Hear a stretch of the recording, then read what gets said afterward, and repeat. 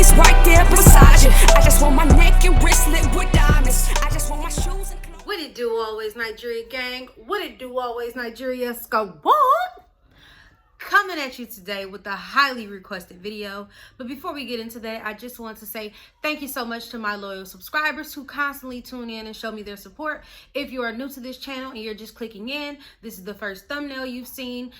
This is something that you've been looking and doing your research on. I just want to say thank you so much for taking the time out to click. Make sure that you like, subscribe, and comment below, and make sure you hit that bell to be notified of future content. Welcome to the squad. So in this video, I'm going to be discussing my Mia aesthetics experience. And as usual, I apologize for the background. Y'all know I'm a mother of 4, so sometimes you'll hear noise. So first things first, I'm going to tell you why I selected Mia, and then I'll move on from there. If you see me looking down, it's because I have some notes written down that I just wanted to touch on, because I was getting a lot of questions on this experience. So if I don't answer something and you are still wondering something, go ahead and leave it below in a comment or shoot me an email at always.nygeria@gmail.com, because chances are if you have a question, there's about 20, 30, 40 plus more people who have that same question. And instead of me answering everything individually, I would like to just make another video so that I could address it all in one. So with that being said, the reason that I initially selected Mia Aesthetics was because I looked at several different doctors' works, and I knew for a fact that for me personally, going out of town, like going out of the country, was just not something that I was comfortable doing. I know that there's a lot of dolls who actually have gone out of the country, and you know, they've had positive experiences and they may have some great results. And then there's other dolls who've gone out the country and have never made it back, or their results, they came back and they were either looking, sorry, that's my baby. They were either looking botched, or they had some type of infection set in, because the guidelines for across country or out of country is nothing like the guidelines for the United States. One prime example is, you know, they're able to take out way more fat and inject it back in you than in the United States. Or another prime example is they're allowed to do multiple procedures at one time, whereas in the United States, that's just against the law. So for me, it was being, you know, comfortable with knowing that they had to follow a certain standard, a certain guideline, because I'm a mother, like I said, of 4, and I didn't want to risk my life for the sake of a surgery. Even though obviously there's always the potential risk, but I just felt for me personally that I was more comfortable and more safe staying in the United States. For one, like I said, they have those regulations that they have to adhere to, and I feel like that was the safest practice. Another thing was, I'm a resident or a citizen of the United States. So like, if all else were to fail, I know that they could potentially get in touch with my doctors or something like that if need be. You know what I'm saying? Like, it would be easier to get in contact with another U.S. doctor than to be trying to reach from out of the country and then get in contact. I just felt like that was just easier for them to get a hold of my records if need be. Another thing, and I know that it's not always the doctors out of the country. I know it's not always their fault when some dolls just don't make it, but I feel like a lot of dolls put themselves at risk because they'll go and they won't tell the whole truth, you know, about their health experience, or you know, their health. And it's not easy for those doctors to get a hold of their medical records to make sure that they're telling the truth. So, you know, when you're here and they're waiting on those clearances and all of that stuff, they're not going to clear you for surgery until they've actually looked over those labs, until they've actually, you know, got that medical clearance from your primary care physician. Whereas out of the country, I don't believe that they abide by those same rules. And a lot of dolls are going over there, they're having heart conditions or blood conditions, or, you know, like clotting conditions with their hemoglobin, or, you know what I'm saying, they're taking certain medications that are contraindicative of getting the procedure done, and you know what I'm saying, or their BMI is way heavier than it's supposed to be, or there's all these type of different circumstances that they're not telling those doctors. And with those doctors being out of the country, it's not as easy for them to get a hold of that patient's medical records and confirm what they're saying. So I know that it's not always on the doctor. A lot of dials put themselves at risk because they're not telling the whole truth when it comes to their health history. So I do want to let that be known. And like I said, there's plenty of risk when it comes to this surgery. And you know what I'm saying, people in the United States die as well. So don't think that it's because you go out of the country you're just doomed, because there's dials who have been here and they've died. But another thing is, like I said, their health history was not looked into good enough, or they may have had, like I said, underlying health issues, or even if it might not have been in their history, it may have been something new, or they may have done something that they weren't supposed to do, or a doctor could have just been rushing. Like, there's so many patients trying to get this surgery and they're trying to get their coin, and sometimes they're not as safe as they should be, or they're moving too quickly and they're injecting fat and it gets into a vein or artery and clogs it, and unfortunately a fat embolism, there's no coming back from it. So I'm not saying that it's always the dial's fault. Sometimes it is the doctor's fault, but there's many things that you have to take into consideration when you're looking into a doctor and you're looking where to go. And that's why I'm explaining to you guys that out of the country was just a no for me. Like, I wasn't even going to take that risk. Even though, like I said, it is a risk in this country, it's just, to me personally, less of a risk. Okay, so that's why I decided to stay in the country. Why I chose Mia was because, like I said, I was looking at, like, Real Self, and I was looking at dials that I know personally that have gone to Mia Aesthetics, and then there's the celebrities who have gone to Mia Aesthetics, and then I was looking at the board certification of these particular doctors and things like that. Now, I knew I either wanted to go to Texas or Atlanta or Miami. I knew that those were the three places that I wanted to go. The reason I didn't want to go to California, I really just didn't look too much into California, even though I know a lot of people have plastic surgery in California. I just never really looked into their doctors. I know that the doctors that I was really used to hearing was like Dr. Curves and Dr. Mejio, Dr. Alvarez, who else was I hearing? Dr. Chang. Those were doctors that their names were thrown out a lot. Dr. Miami. But once I started looking at their work, what I seemed to notice is the more popular a doctor got, sometimes the lazier their work became, because they know they didn't have to work as hard or deliver as good, because people were still going to come to them, because a lot of this is word of mouth. Like, a lot of these women are booking these doctors without really doing research, just because they're a popular doctor, or this person went to them and their body's banging, or all these people went to them, this doctor must be amazing.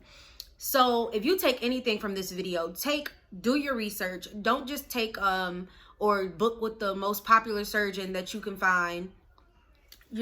Look into dials who not only booked with that doctor, but have your particular body frame. Make sure that you're going in there with realistic expectations, and that you're not going in there looking like a freaking Bronco or a Buick, and you want a freaking Corvette body. Like, you have to look at a person who is in your body frame, around your height, has about the same BMI, about the same weight, about the same body structure, because you can be the same height, weight, and have the same BMI, and you could be built completely different.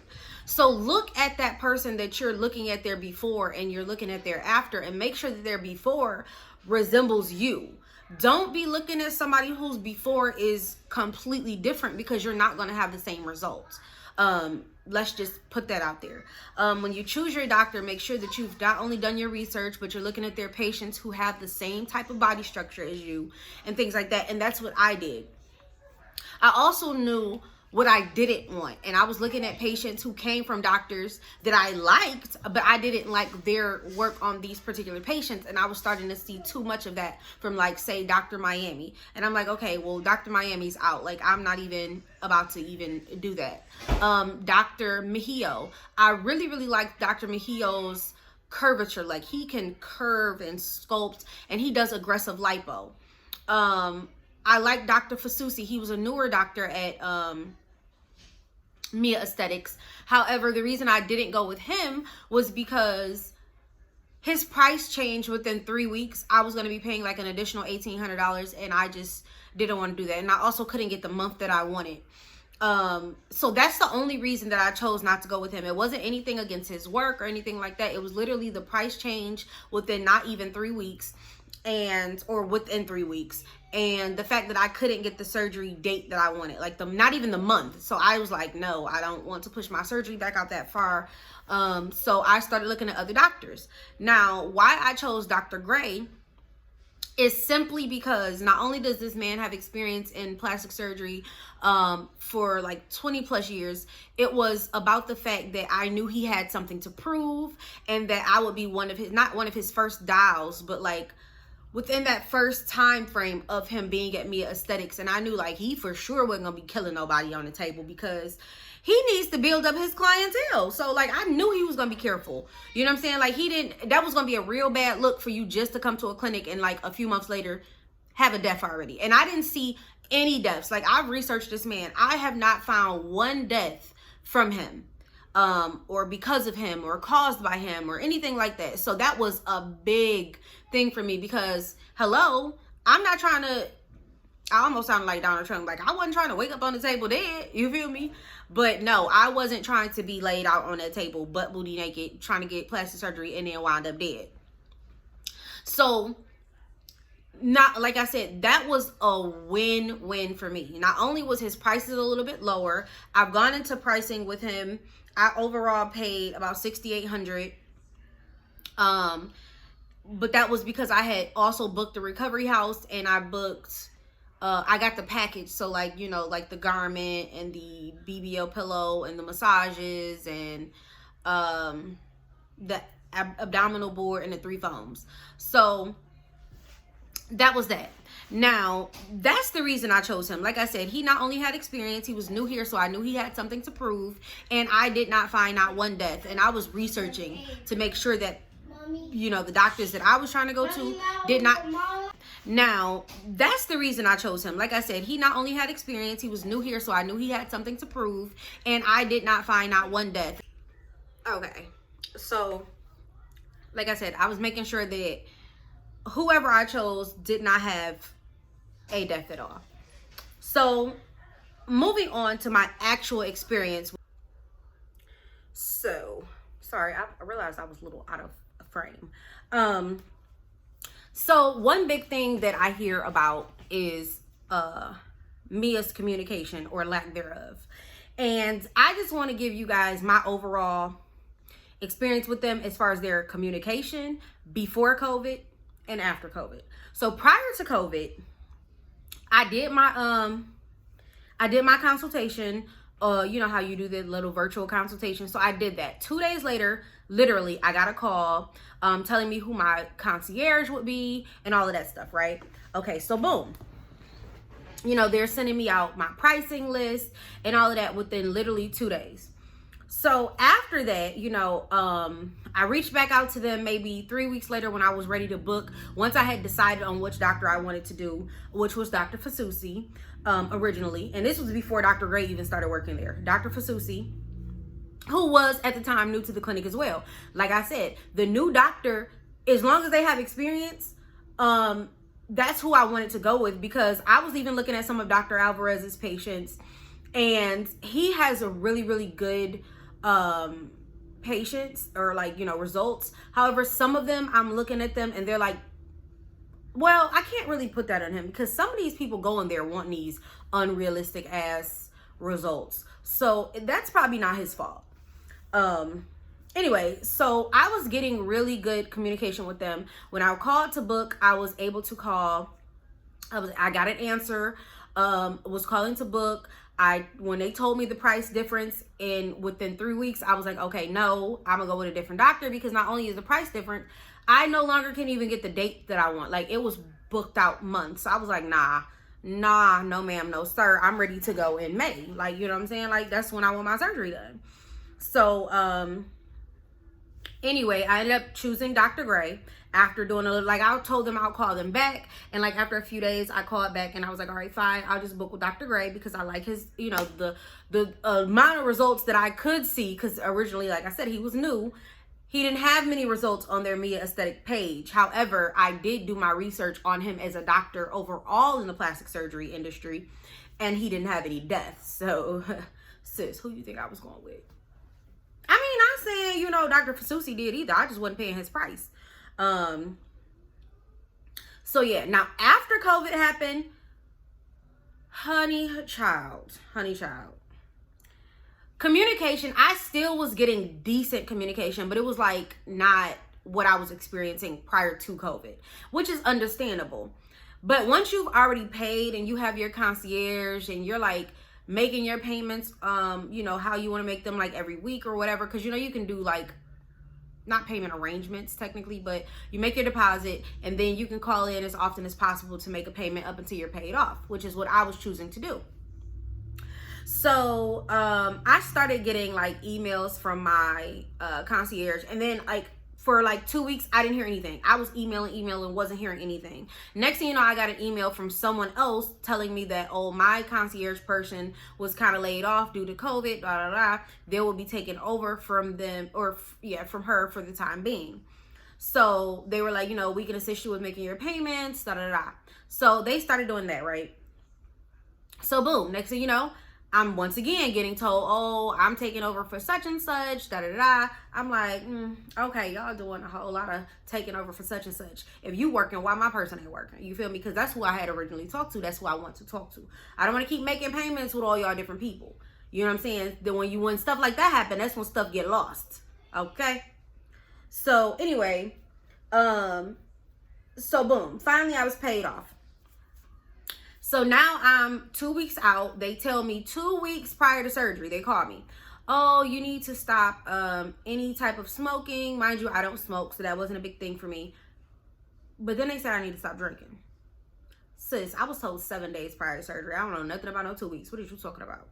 So anyway, the 2 weeks came down to the bare minimum. Here I am 6 days out from surgery. I'm excited. I done reached out to them because I knew COVID was like affecting everything. And I had saw on their Instagram page that they had posted, like, if you're coming from a hotspot state, you know, Michigan was a hotspot state because we had some of the highest numbers of COVID, that you had to quarantine for 14 days in Miami. If you couldn't prove that you quarantined there, that they would be rescheduling you. Mind you, I reached out to my concierge person who emailed me and told me specifically, this is 6 days prior to surgery, y'all. 6 days. Oh, you're fine. That's for the people who were like within the first week of us reopening. You're still set for surgery. Da da da. Great. So boom. About 4 days before surgery, I get an email from this guy, the rescheduling coordinator, that says, oh, cancel the header. Y'all, the subject line said cancellation of surgery. Because I already paid y'all. Not only have I already paid, I've already taken and used my PTO time, and I'm not going to get that back. So flights is booked. What are you talking about? Cancellation of surgery. So they're like, cancellation of surgery. If you can't come in quarantine for 14 days prior to the surgery, we have to cancel you and reschedule you. So if you're able to come quarantine, reach back out to us, da da da. So I ended up emailing. I wasn't getting the email back soon enough, okay? It was like 2 hours. I'm like, still ain't got no email. Let me call. I kept calling. Finally, I got through to this person within the same day, y'all. Not gonna lie, it was in the same day. But it felt like an eternity. And I told him, like, yo, my flight is booked for the 12th. I will just cancel the recovery house since I'm no longer going to need it through the 13th, from the 12th through the 18th. I'll cancel them and I'll just book with the hotel or Airbnb. So he's like, okay, that's fine. We'll take the recovery house off your, we'll send you back the money from your recovery house, da da da.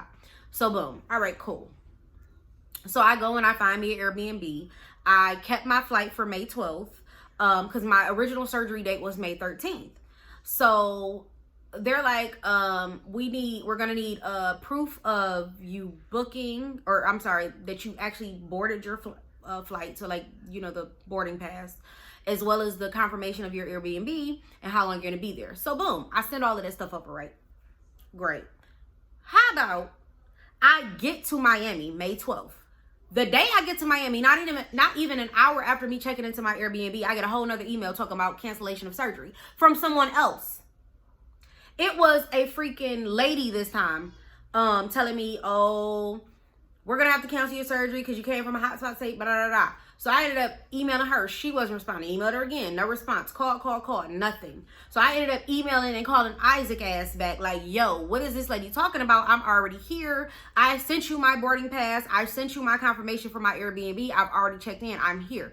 He was like, oh, don't worry about it. Don't worry about it. That was just miscommunication because we're all like, I guess, working off site, blah, blah, blah. She didn't know. This bitch emailed me back talking about, no, I'm going to have to make sure that it's okay with my supervisor to keep you on. I said, listen, I don't care what you got to do. I'm already in Miami. I'm here.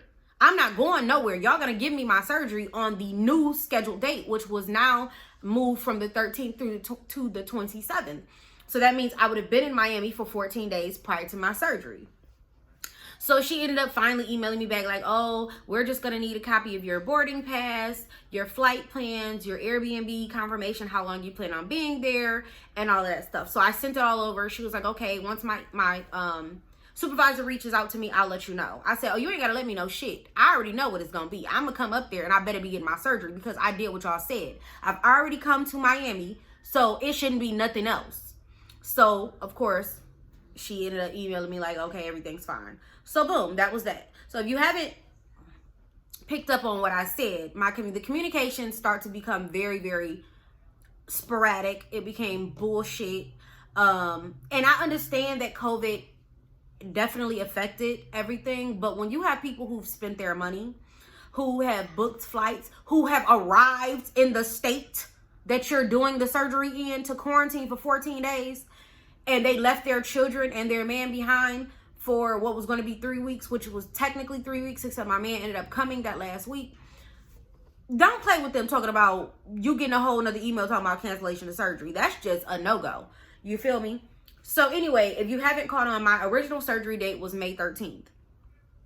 The quarantine protocol became, if you're going to be coming from a hotspot state, you have to quarantine in Miami for 14 days. You have to have receipts that you've actually been there this whole time. Because I know people was trying to like book a flight and then like not catch the flight. Like, come on now, I'm not wasting my money. But that's what they were doing because they didn't want to come quarantine. But then it became, oh, you can't just book the flight. We need to see that you actually boarded. We need to see that you have receipts from being here this whole time. We need to see your living accommodations for the time frame of you being here. Like, it became this whole big thing.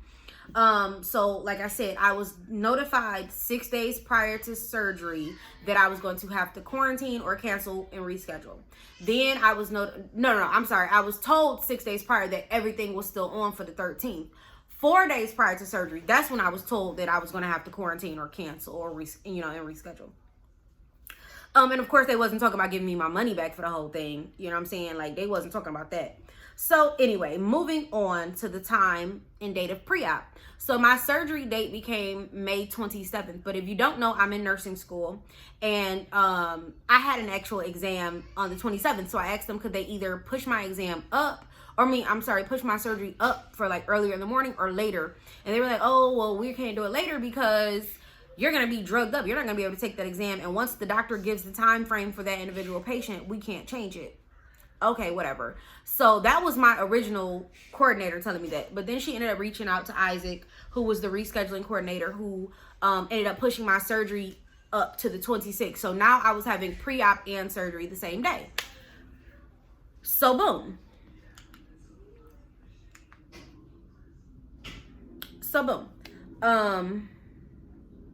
The time, what I don't like is how they do their pre-ops and how they do their surgery. So they call you or they email you the night before, and they call you and let you know what time you need to be. So I was emailed that I needed to be there at 8:30 and that I had to stop eating by 10:30 that night, the night prior. So whatever. I got my email instructions. I got my phone call, all of that good stuff, right? So I get to pre-op appointment about 8:19.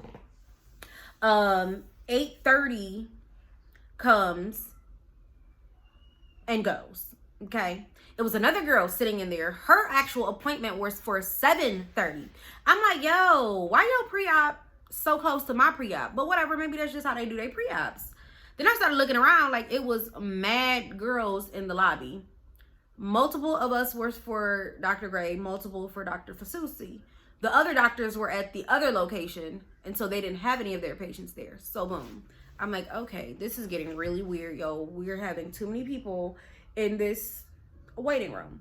So come 9:15, they finally called me up to the front desk and tells me, so they handed me my paperwork right away. So I'm thinking, oh, they moving swiftly. You know what I'm saying? I'm thinking they moving swiftly. I sit down with this big dumbass stack of paperwork, like literally 100 pages full of papers that not only needed to be signed and read, but like initialed. So yeah, I read through the first like 40 and I was like, okay, well, I guess I get the gist shit. And I just started scribbling at that point. So I hand my paperwork back in. 9:15 comes. And they're like, oh, we just want to give you your package, which was the BBL pillow, the foams, the abdominal board. I think that was it. Because the garment they didn't have in there because they put you in it after your surgery. So they didn't have it in your package. And they didn't have your compression socks in there either because they put it on you after surgery. And if you haven't seen my pre-op and my surgery video, you can see it in there. I show like the package and all of that stuff. So, yeah. So they're like, we're just calling you up here to sign all your receipts. This is just showing that we did receive all your payments. Like I already did all of that, like in the email, like when I was giving you the consent to sign and all that. But I guess they wanted like hard copy signature. So boom. Signed all those. I sat back down. Okay. Now, mind you, I'm at the second Mia location. Now, when you put in Google Mia Aesthetics, this address never comes up, right? The second Mia Aesthetics address is 1800 Southwest 27th Avenue, Suite 302, Miami, Florida, 33145. That's my Mia 2 clinic is what they call it. So while we sitting there, I'm chatting with the other girls. I'm like, doing my partial recordings. I hear this big ass splash. It literally sounded like a waterfall. Like, no lie. Like, literally a waterfall in the freaking lobby. We all sitting there like, what is that noise? Then you see the staff members run into the front. Like, what is that noise? What is that noise? So, y'all, how about a pipe burst in an elevator? Ooh, child, the ghetto. The ghetto. First of all, the building already was looking real ratchet, like on the outside. Like I was looking like, y'all make way too much money for this to be how y'all building look. Like it looked like bullshit. The elevators were like just rink-a-dink, like little elevators that looked like they should have had a closed sign on them. For real. But I got in it because I wanted my surgery. And I'm like, okay, maybe this is just the outside of the building. Like, it can't look like this on the inside. So, luckily, the lobby and stuff like that, it was clean. It didn't look like that. But I never was able to make it to the back because the freaking elevator, it got shut down. Like, they kept waiting on maintenance. Maintenance didn't come. They kept on trying to clean up the water. Water wouldn't stop. Like, the pipe was burst, and it was just flooding. And obviously, we can't get put under anesthesia because we can't walk down the freaking 3 flights of steps. So we couldn't get the surgery at that clinic. So we're just sitting there. Finally come 11:30, they come out talking about who's here for Dr. Gray and Dr. Fasusi. First of all, bitch, you know damn well it ain't nobody, no other doctors here. Hold on, I gotta get my kid. Like, it ain't no other doctors here. So, we're all here for that particular doctor. So, they're like, oh, we're going to have to send you over to the first clinic because we can't put you guys, like I just said, under anesthesia. It's unsafe for us to take you down the stairs and the elevators are closed now. So, boom. The first location is obviously where you guys have heard a million times. If you Google Mia Aesthetics, it's 9300 Southwest 72nd Street, first floor, which is actually was 10 minutes from my Airbnb. This other location was 30 minutes from my Airbnb. So it was like, why y'all had me go all the way over there? Anyway, the two locations are about 15 to 20 minutes away from each other. So yeah, so we ended up having to go to the Be Aesthetics one location. Now, mind you, they come out there like, so how are you guys planning on being able to get there? Like, ma'am, y'all not gonna shuttle us over there or nothing like that? Like, all of us sent our rides away. Luckily, it was a young lady in the lobby. Her friend never left. She was just outside. So she ended up taking us and like 3 other people. So it was like 5 of us in a car. Her friend, and then 3 other patients that were going to be getting surgery. She took us, let us ride with her to the, you know, the other location. So shout out to her. Not sure if she watches my videos, but she did ask for my YouTube channel. So maybe she does. Yeah, so then we get there. Mind you, like I said, once we leave this first location, it was around like 11:45 because, yeah, we left at like 11:45. We make it to the freaking first location. Okay. My bad. My baby was crying again. And I had to go get me a rice cake. So, we get there at 12 something. We sit there. And we told that once we got there, we had to redo our paperwork. Yes, sure. That whole stack of paperwork I was talking about. Because they're like, oh, there's a different name on the paperwork. Because Mia 2's clinic is still under the Soul, SOL. And so that's what it said on the paperwork. That we were getting surgery at SOL clinic and da-da-da.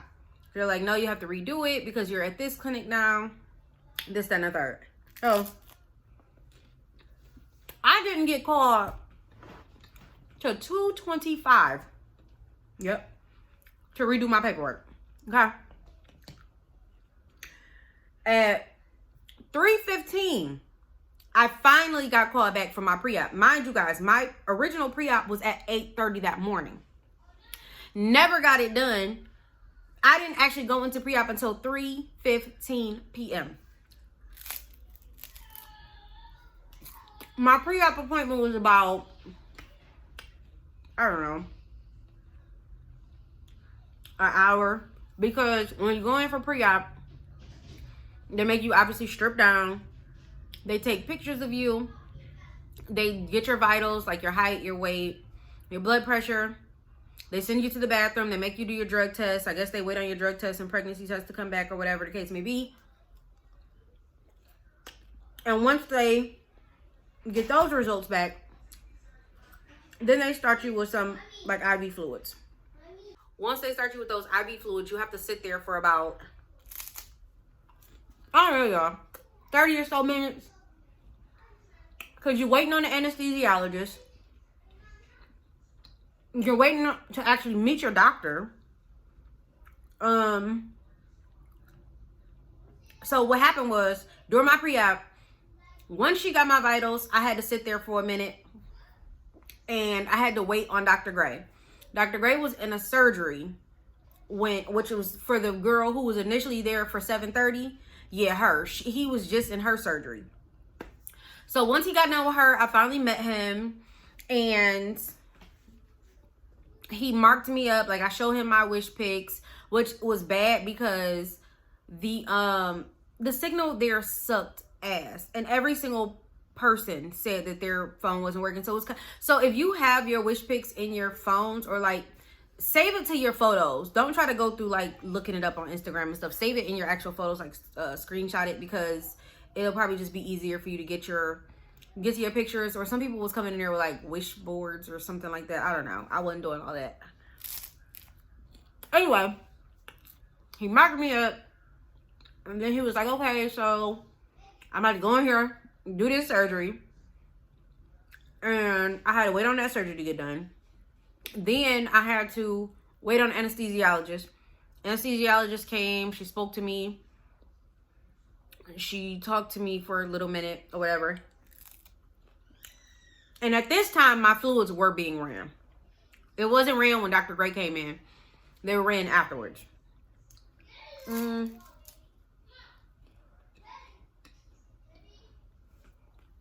And then he came back. He was like, almost time. So I guess when he came back and said almost time, it was when they was cleaning the room and preparing for me. When it was time for me to go back, y'all, not gonna lie, I was fine up until it was time for me to go back. Because when I walked back there, I was not expecting to see. First of all, I wasn't expecting to walk myself to the table. Like, I thought it was going to wheel me to the table or something like that. You know, like when you about to go somewhere and get surgery, they always got you in a wheelchair. I thought they was going to have me like that. Walking in, I felt like I was walking to my death. Not going to lie. Like, it was this big-ass operating room. I had to climb my ass up on the table. Usually, you don't do that. They usually put your ass out, you know what I'm saying, quicker than that. Like, they had me walk to the table, climb up on the table, and I just felt like when I was like laying back, like, because you lay back on your back, obviously, so they can lay on your stomach first. They had me, oh girl, you need to, I need to work on that. Anyway, laid out like I was Jesus being nailed to the cross, y'all. I'm like, woo child. This real nerve-wracking because I was looking around and everybody like, they should have put me out before bringing me in this room. I wanted to be out.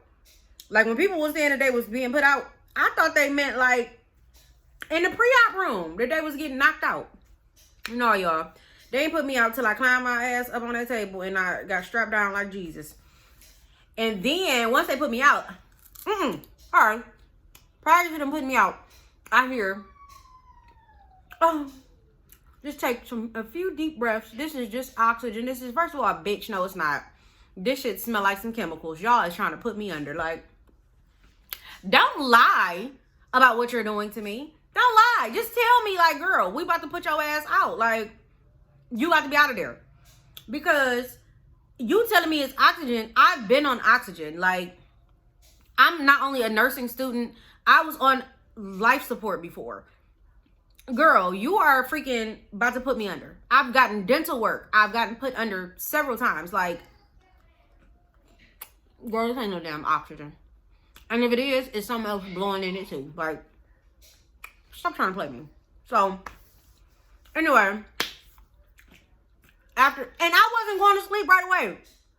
I swear, they must have had to turn that shit up because it was like, just keep taking a few deep breaths. Are you getting sleepy yet? And I'm like, no. They like, few more deep breaths. I'm like, then they looking at me. I'm looking at their ass like, what the fuck? What is we waiting on? Like, why ain't out yet? Sis, come on now. Bump up the gas. Like, what you doing? Finally, I started feeling my body relaxing and like my heart rate was dropping and I was getting a little heavier in the chest. I'm like, oh shit, this is it. This is the big one. I'm out of here. I'm a goner.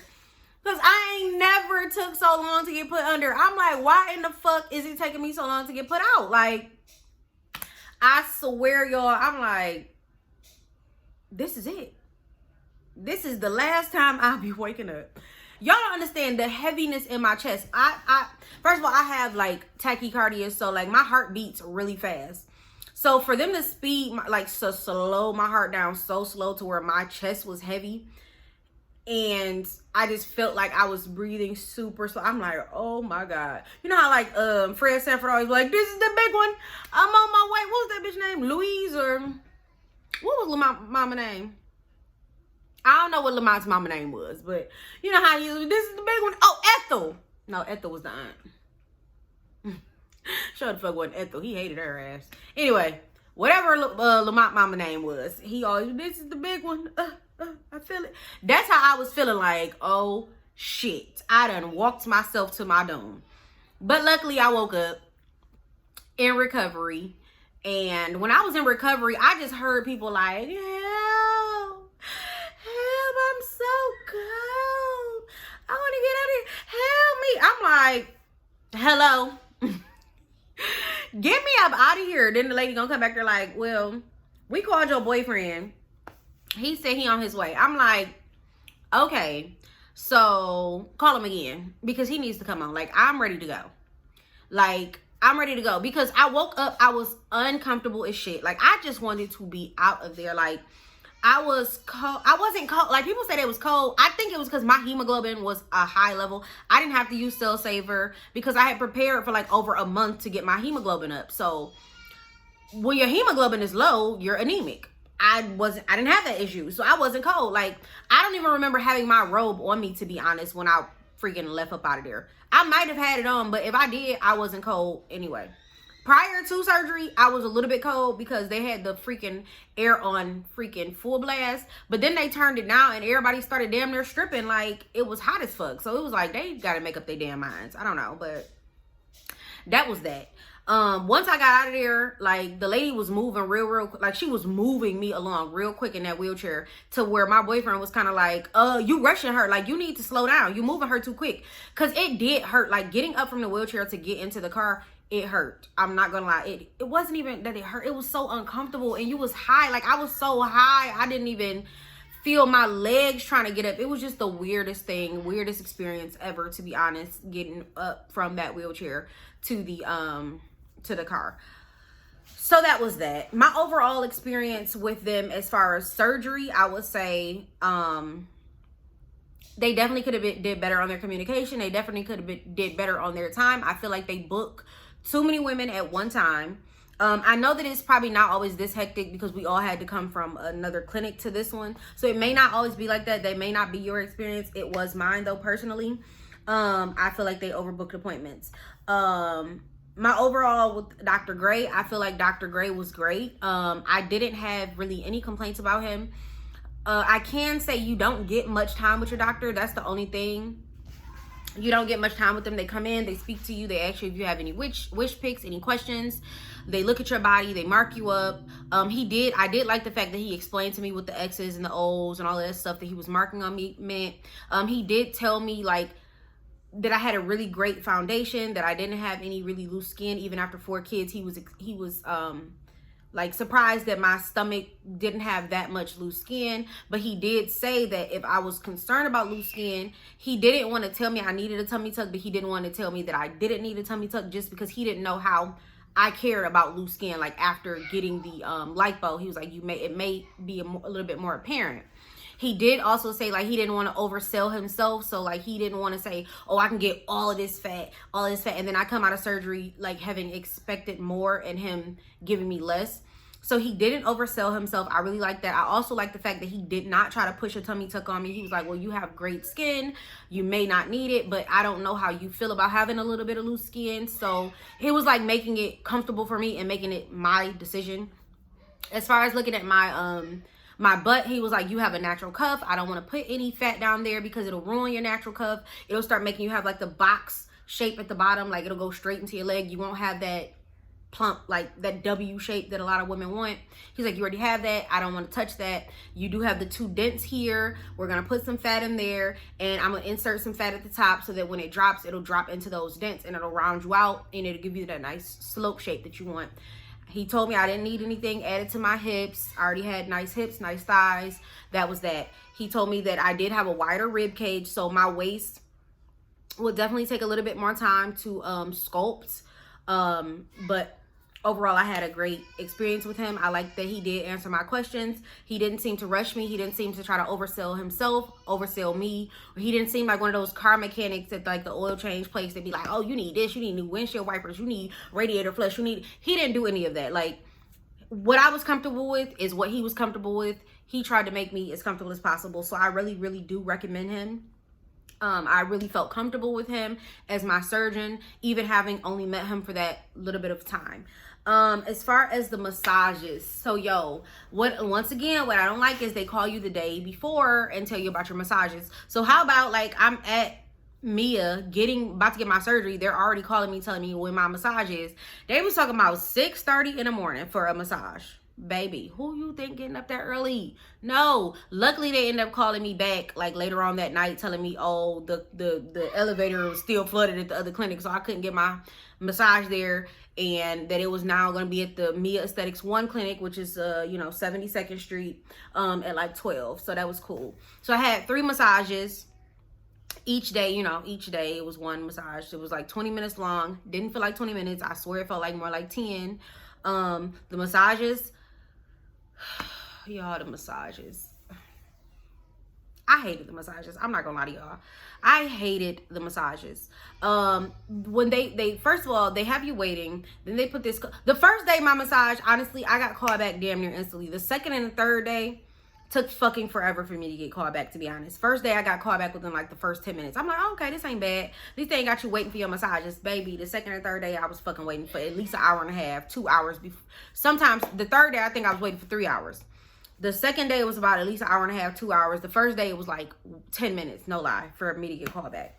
But like I said, that's because they had overbooked so many people, so many other women had to get their massages those second and third days, I guess. Anyway, they put this little cream on, and they would not let me record. They put this little cream on me. They took pictures. No, they took the pictures the third day. They didn't take pictures the first day. Okay, so they put this cream on me. Then they popped up in my incisions. They had me lay down at first, and they did my back, and it was massaging like from the top of my back down. Then they did like my butt area. They start pushing fluid through the incisions in the, you know, the top of the butt crack, I think it is.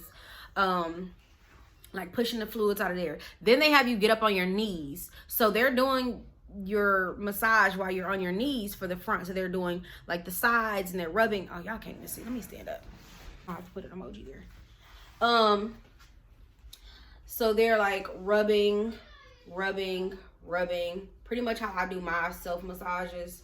They're rubbing downwards, and then I have an incision here, and here, so they were just like pushing the fluids out of there. My incision for up here, like it was an incision like way up in here somewhere that I ended up just cutting out the other day because it was supposed to be dissolvable, and I don't feel like it was dissolving. Let me go, let's see, put on a shirt.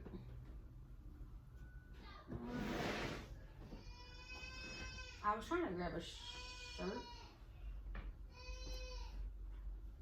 Okay, let me go put on a shirt that's not see-through so you can't see my nipples, and I'll be right back so you can see my results.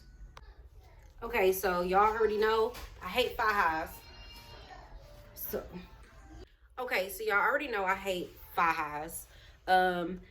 This is my second stage thigh high. It still doesn't give me enough compression, so as you know, I have on my compression cami, and it honestly is helping with compression. It really feels actually great, the compression. So I got the compression cami from Target. It was like $26.99 or something like that. So I'll like open this up so you can see. It's literally just a cami that has compression. This is all compression. This is like the bra part. The bra part is not compressed. So if you have like a boob job, that would probably be great for you. I didn't get a boob job, but it would probably be great for you because it's not compressed. It compresses the stomach though. Like if you were to get like a tummy tuck and a boob job, it'd probably be best for you. I got this thigh high from Mia Aesthetics, just like my first stage thigh high. So anyway, I just threw on some underwear because you know the crotch part be open. And I forgot my nipples be showing. So as you can see, obviously this is my waist area. My hips are natural. I did not get my hips done. Let me just back up so you can see the whole. The thigh high just goes right above the knee. So I didn't get my hips done or anything. I don't know why this part is mesh. It really doesn't. I don't know. Makes no sense. But anyway, that part's mesh. The sides are not though. So if you were to get your hips done, I don't think they would give you this because this part is compressed. Anyway, so you can see my waist. There's the side. My cuff is natural. I did not get my cuff done. That's my natural cuff. It just looks a little bit more pronounced now because obviously I have more projection. So that's that. Matter of fact, here. Make sure I get y'all this shit. There we go. So y'all can see a little bit more of the butt. I just didn't want y'all to actually see my crotch. So that's that. I'll do a slow spin again. I wanted my results as natural as possible. I'm 4 weeks post-op. So I know once the fluff fairy comes, this part's gonna drop a little bit. So you gotta kind of make sure it's even. You gotta keep this part underneath your cuff because it kind of helps with that W. It's kind of hard to make sure this part is even, but you have to make sure it's on top of the butt because it kind of likes to sit on your butt like that. So you have to kind of pull it up, and you can see that's the compression of my tank top. But you have to kind of pull this part up over the cheeks and look at the line in the back to make sure that it's even. And that's that. So yeah, that's me at 4 weeks post-op. This is looking a little bunched, but it's really flat. It's looking a bunched because of the compression cami, because the compression cami is actually supposed to go way down here, but I don't want it to compress my butt, so I just leave it like bunched up here, and it goes down once I take that off. So just putting these back on so you guys, and these panties are super big. Yes, I know, but these are comfortable because all my other panties were too little. So I went and got a pack of really cheap, comfy. I hate how this part makes my butt look like this thing underneath. Like when you have panties on, it makes it look like you have like a saggy butt cheek, but it's not. It's just giving you that more defined cuff. But anyway, that's me at 4 weeks. Yes, when I'm sitting out, I do still use my Mia Aesthetics butt pillow. Actually a few days past 4 weeks, but I can sit on my butt for like my actual butt without using the pillow for like 45 minutes 3 times a day. Sorry about that. 3 times a day or whatever, and I do that. And it's actually comfortable. It's fine. My butt is starting to soften. I just did a 4-week update.